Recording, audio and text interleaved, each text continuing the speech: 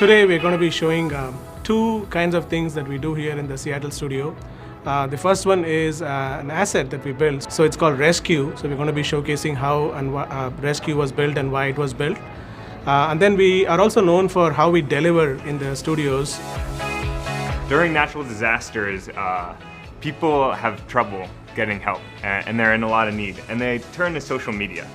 And so our hope was to use cloud technologies to tap into that trove of unstructured data and help first responders. And our goal was to use a combination of serverless architecture and machine learning to ingest all of these tweets and to create a map that first responders could use to help search for these people.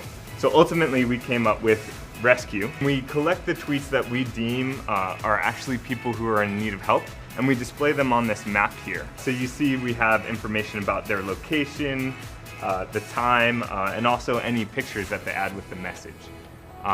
We even expanded this further by integrating this with another asset we have called Smart City. There are 4 agile engineering practices that we are sort of talking about today. You saw one called pairing, where the team is working together all the time. The second one is called continuous integration, which is where every time this pair works, they check in the code, this build system picks up and throws a green light or a red light in this monitor, and that gives them a feedback as to should they continue working it or is something broken. So that's the second practice. The third practice that you see them doing here, which is called test-driven development. So Lakshmi may be writing the test and Jeff may be writing the code that's required to support the test. So they go back and forth in that ping pong session, write the test, write the code, write the test, write the code. That's the third practice.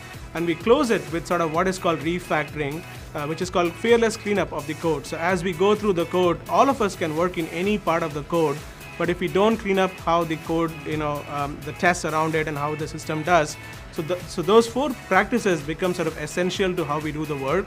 Whether we use Scrum or Kanban, that's great, but we really focus on those 4 practices to do the work that we do here in the studios.